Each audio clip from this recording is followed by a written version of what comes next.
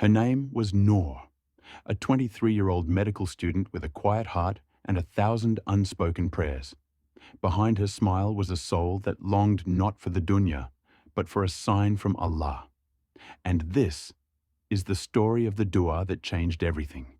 It began innocently. Noor followed a brother on Instagram who shared Islamic reminders. One question turned into two. Two turned into late-night Islamic debates. And slowly, a friendship began. He was different, always in the masjid, no music, fasting, praying tahajjud. His sincerity smelled like truth. Being around him made Noor want to become better. And she did. She started praying 5 times. She left sins she once normalized. But in that journey of improvement, they crossed a line. What began as deen became desire. What was once pure turned haram. Noor couldn't take it anymore. She knew this wasn't right. She cried one night and whispered, "Ya Allah, I want you more than anything. Please help me leave this in a way that pleases you."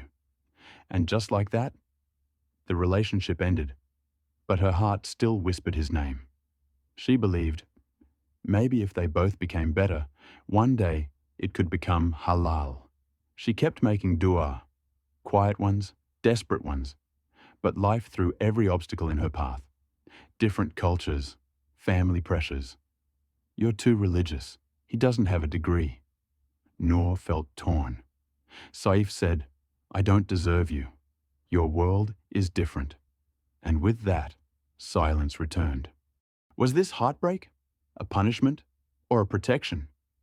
Noor began to realize, sometimes Allah sends someone not to stay, but to awaken you, to pull you closer to Him. She had fallen for Saif's deen, but the test was in her attachment. Even good people fall. Even pious hearts can slip. But the beauty? Allah pulled her out when she begged. She changed, she grew. She cried in sujood, woke up for tahajjud, and found peace in prayer. That was the real gift. She learned to say the most powerful dua. Ya Allah, if this person is good for my deen, my dunya, and my akhirah, bring us together in halal. If not, remove him from my heart and replace him with better, and make me pleased with your decision. That is not the dua of weakness. That is the dua of a warrior of tawakkul. She still prays, but now she lives.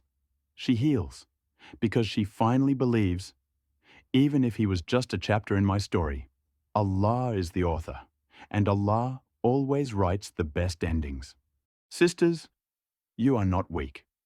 You are soft-hearted, and in Allah's eyes, that softness is strength. You may cry now, but one day, you will smile and whisper, Ya Allah, thank you for protecting me when I didn't know better.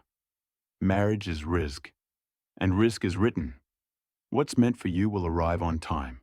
Just trust Him and surrender. If you felt this story in your soul, share it, save it.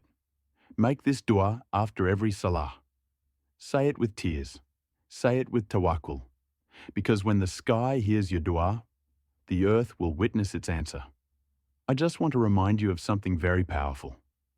No matter what you're going through, no matter how stuck or hopeless life feels, never stop saying astaghfirullah. The most important thing is, do astaghfirullah as much as you can. It's not just a word, it's a door to peace, to blessings, to rizq, to healing.